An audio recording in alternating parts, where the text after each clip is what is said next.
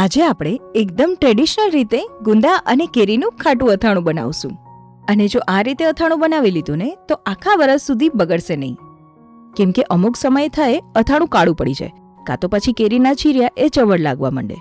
તો આ બધી જ વસ્તુનું ધ્યાન રાખીને એકદમ પરફેક્ટ માપ સાથે અને ખૂબ જ સ્વાદિષ્ટ એવું આપણે અથાણું તૈયાર કરશું.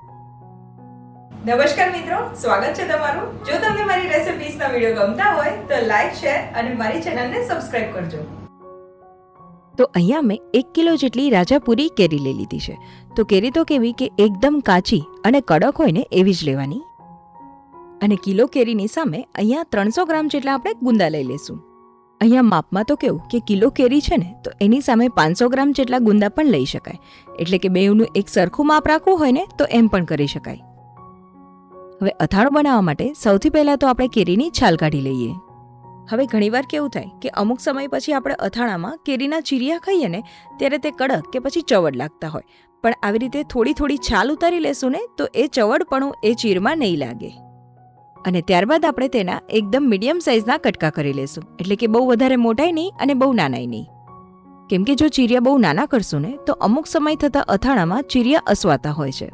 તો બને ત્યાં સુધી આવી રીતે ચીરિયા મીડિયમ સાઇઝના જ કરવા. અહીંયા તો આપણે ખાટું અથાણું બનાવીએ છીએ, તો ચીરિયામાં હળદર મીઠું રાખીને મૂકી રાખવાની જરૂર નથી. એટલે કે આ ચીરિયાને આપણે અથાણું બનાવવા માટે એમ જ વાપરી લેશું. તેને સૂકવવાની કે પલાળી રાખવાની બિલકુલ ઝંઝટ નહીં રહે. તો કેરીના ચીરિયા તો થઈ ગયા, પણ બચેલો જે ગોટલામાં કસ છે ને એને આપણે છીણી લેશું. અને આ છીણને આપણે અથાણામાં જ ભેળવવાનું છે. જો આ રીતે કરશો ને તો રસો આપણો અથાણાનો એકદમ સ્વાદિષ્ટ એવો બનશે. તો કેરીનો છીણ તો અહીંયા તૈયાર છે. તો હવે આપણે અથાણા માટેનો મસાલો બનાવી લઈએ. તો મસાલો બનાવવા માટે અહીંયા 200 ગ્રામ જેટલા રાઈના અને 200 ગ્રામ જેટલા મેથીના કુરિયા લઈ લીધા છે. એટલે કે અહીંયા રાઈના અને મેથીના કુરિયાનું માપ આપણે સરખા જેવું જ રાખ્યું છે. ત્યારબાદ 1 કપ ભરીને કાશ્મીરી લાલ મરચું પાવડર, અડધો કપ જેટલું મીઠું, 2 થી 2.5 ચમચી જેટલી હળદર અને 2 મોટી ચમચી જેટલી આપણે હિંગ લઈ લેશું. તો મીઠાને આપણે થોડું પહેલાં તો શેકી લેશું, જેથી કરી જે થોડો ઘણો ભેજ રહેલો હોય એ દૂર થઈ જાય.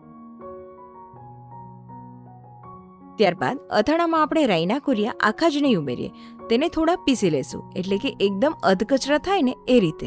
તો જુઓ, એકદમ અધકચરા એવા જ પીસાણા છે. એટલે કે અમુક સેકન્ડ પૂરતા જ ઓન ઓફ કરીને પીસી લેવાના. તો આ રાઈના કુરિયાને જે બાઉલમાં મસાલો તૈયાર કરવાનો છે ને તેમાં ઉમેરી દેશું.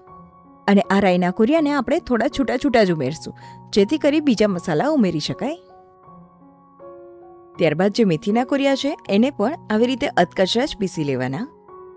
અને તેને પણ રાઈના કુરિયાની સાથે જ બાઉલમાં એડ કરી દેશું. અને આવી રીતે થોડી વચ્ચે જગ્યા કરીને આપણે હિંગ ઉમેરી દેશું.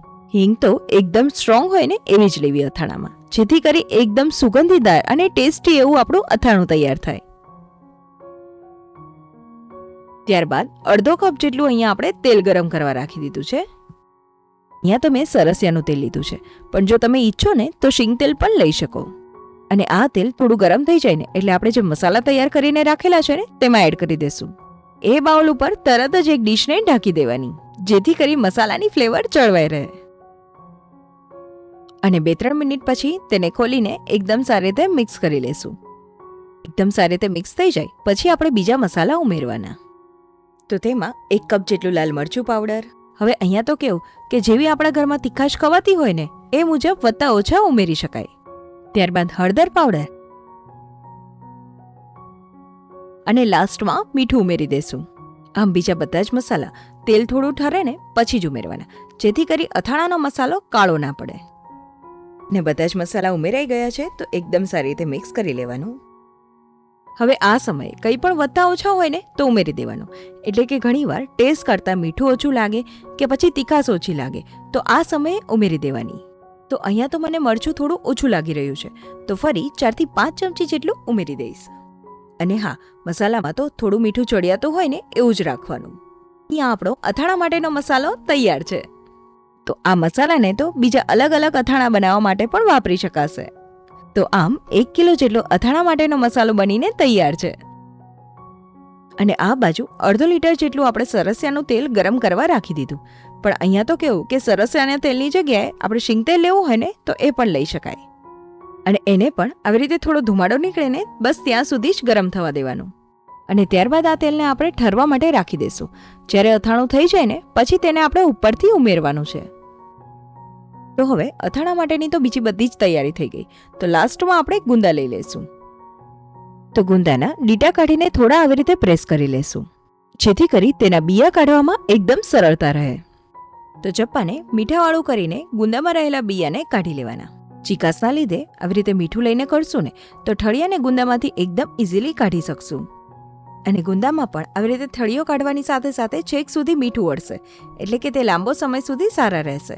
તો બધા જ ઠળિયા આવી રીતે કાઢી લેશું ગુંદામાંથી.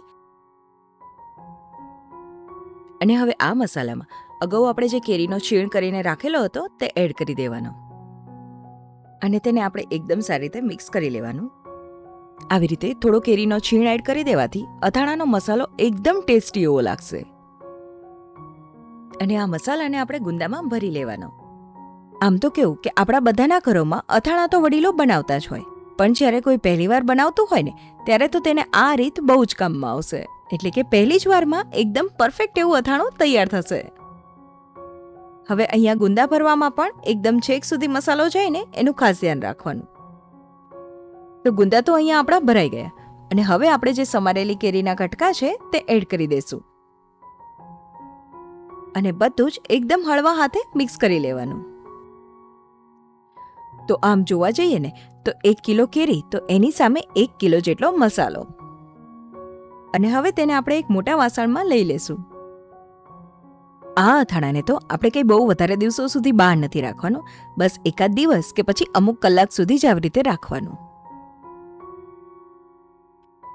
અને આ બાજુ તેલ એકદમ ઠરી ગયું છે અને આવી રીતે એકદમ ઠરી જાય ને પછી જ આપણે અથાણામાં ઉમેરશું.